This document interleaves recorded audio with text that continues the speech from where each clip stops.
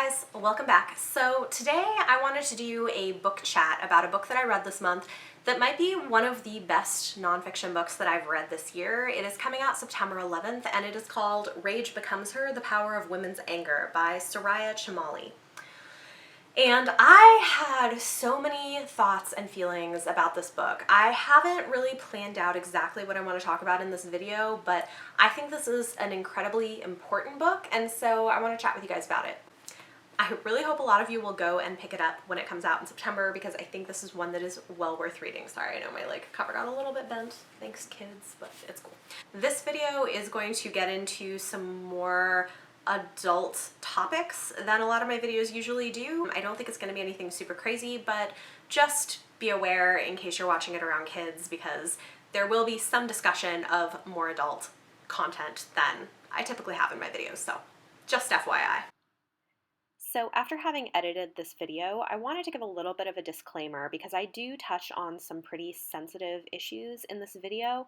I do understand that not everybody is going to agree with me, and I don't feel like you have to have the same opinions on anything. Also, I am not trying to say in any way that everybody falls into these statistical categories that I talk about in terms of race and gender and those interactions with marriages. I understand that individual people are different. This is more discussion of studies of generalities and some of the larger scale issues that I think we might be seeing in society. So with that said, enjoy.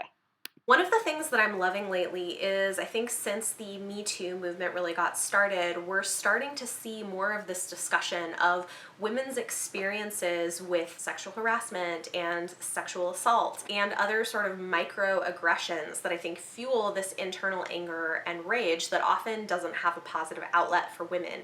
And so I like that we're starting to see books like this that are talking about it, that are opening up these issues that have so long not been discussed. And I cannot tell you how amazing it was to read this, and it's affirming, it is thought-provoking, it definitely has me thinking a lot about how I want to raise my sons, and has kind of explained some things for me about my adolescence as well that make so much more sense given this book. I think it's an important one and it's really interesting. The other thing that's fantastic about this is it is very research-based.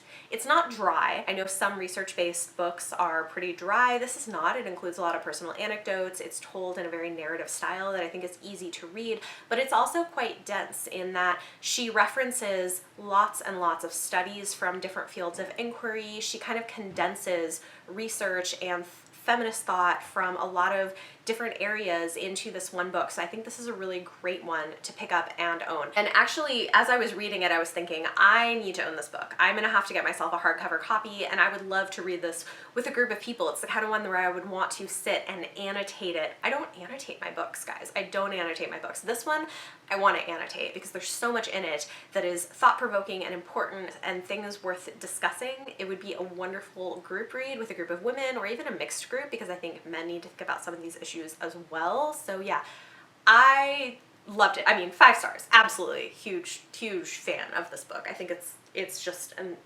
such an important book in a lot of ways. And it covers a lot of ground as well. She talks about the ways from even infancy and childhood that women are managed in ways that are different from boys, that women are often not given places to voice their anger unless it's as a mother or a teacher. But anything outside of that is looked upon negatively, and you see what happens when women speak out in politics, the words that are often used to describe them.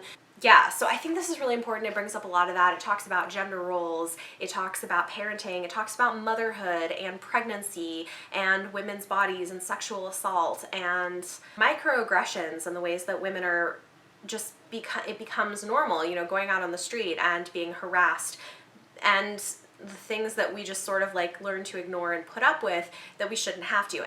The other thing that I thought was pretty interesting about this, like I said, to me this explained a lot of things about my adolescence, because as I was reading this and reading a lot of the things about the way that girls are often trained to behave and what they're taught is acceptable in terms of not speaking too much about things, not showing themselves as being too intelligent or too ambitious, and the ways that those things are pushed on them even as teenagers, I'm like, oh, this makes so much sense, because this is the thing.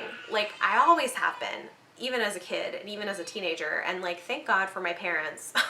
Like, one thing they did really well is they taught me to speak my mind. Thank God for that, because now I appreciate it. But looking back, I think the places where I experienced problems socially probably are related to this. I always was one who spoke my mind, who was ambitious, who didn't mind showing up other people. I mean, like, to the point that I was probably kind of like annoying sometimes, but those are the things that get looked down upon. And so I'm like, okay, like, the people that were my friends in high school and the people who didn't like me in high school and in middle school, like, now makes so much more sense given this.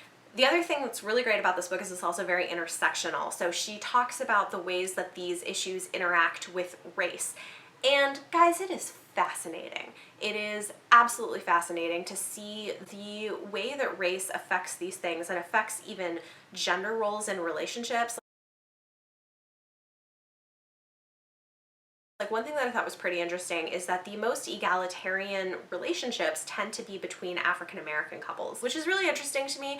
I can see that looking at my in-laws, for instance. There's a lot more balance. So it's interesting because I've seen that with my in-laws and I've seen that in my own marriage, and it makes me wonder like how much race tends to play a role in these sorts of things and in power dynamics in relationships.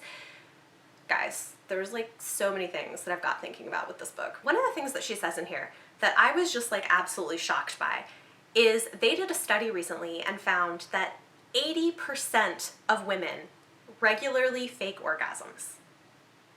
That is like shocking to me. That like I don't understand that, because in my perspective I'm like, I am not here to make you feel better about yourself, and if your masculinity is going to be threatened by that, then we have bigger problems.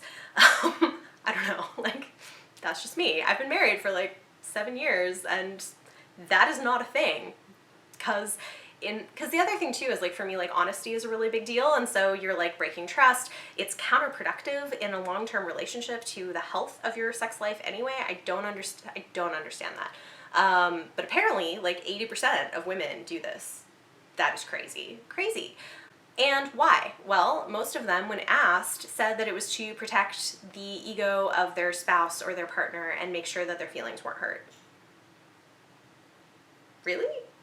No. I mean, I realize this must be a controversial thing, but I am not here for that. I don't understand that. Yeah, so that was an interesting one. And the thing too that I found to be pretty sad about it is that, I don't know if it was the same study or a different study, but they also found that middle-class white heterosexual women have the fewest orgasms, which is really sad. And why? Why? I mean, it makes me wonder if there's some weird power dynamics happening in relationships and some like problematic things going on that nobody ever talks about. So I love that she talks about some of the stuff. And, you know, it probably coincides with, in other places in the book, there's other studies that have found some kind of problematic things that often crop up among middle-class white men who are married, and the ways in which they communicate with and interact with their wives that are also kind of unhealthy in terms of power dynamics. I probably shouldn't have to, but I'm just going to say this again. I am not trying to say that this is the case in all marriages between heterosexual white women and white men. I am just saying that statistically, this is a much more likely probability and a more common issue. You know, guys, I just feel like we deserve better. Women deserve better than this. Men deserve better than this. Anyway, and this is where it gets into a lot of me sort of thinking about how I raise my sons in a way in which they, you know, yes, respect women, but also like treat them as equal partners and as just as valid and stand up for them. And anyway, okay, so yeah, it's a really good book. It is controversial. It has plenty of controversial things, but she goes there with everything. One thing I would say, because I do know I have some viewers who are on the more conservative side of things, she, I mean, unsurprisingly, I guess, has a very liberal perspective on stuff, and one thing that she does talk about in here is the issue of abortion, which I know. Like, I know there are some people who might get to that and just completely shut this down. I do not agree with how far she takes things in terms of the way that she talks about that issue. It's in the chapter on motherhood if you want to just like skip that entirely. However, I do think that most of what she has to say in here is really important, and even in her discussion of the issue of abortion, I think she raises some interesting statistics that we do need to talk about, that even if we don't agree with what she ends up saying, I think it's worth talking about. So one thing that I think most people don't know and don't discuss is the fact that 60% of women who have abortions are already parents. They already have children. So this idea of it mostly being women who are single or who are teenagers or who just aren't ready to have a child at all is inaccurate. 60% of these women already have a child and know from experience that maybe they feel like they can't emotionally or financially support that child. And so what that says to me is that we need to start thinking about other solutions, and we need to start considering, why is this happening? Well, because we have really awful maternity leave. We have major wage inequalities, not just between men and women in general, but even more so between men and mothers are paid significantly less. We do not have good access to quality, low-cost childcare. There are so many issues contributing to this. So, in my opinion, if you want abortions to become a rarity, think about how to support women better. Guys, anyway, okay, so I could get on a rant about lots of things. Clearly, I have very strong feelings about this. I know that this may be a really controversial video and you may not agree with everything that I'm saying, which is fine, but I think that the fact that this opens up discussion about some of these issues is so important. It's so important. These are things that have been hidden in the shadows for far too long, and it's stuff that needs to be talked about. So, be interesting to see what happens with this video and how I end up editing it, but I just wanted to sit down and talk with you guys about this because I feel like every few chapters I would go and sit down and be like, oh my gosh, to my husband, sit down and talk to my husband and be like, oh my gosh, I have to tell you about this book and what she said, and let's talk about this, and yeah, and so he knows a lot of what's in the book because I needed to talk to somebody about it because I had so many feelings. Highly recommend you guys go pick this one up. It comes out September 11th. Rage Becomes Her: The Power of Women's Anger by Soraya Chemaly.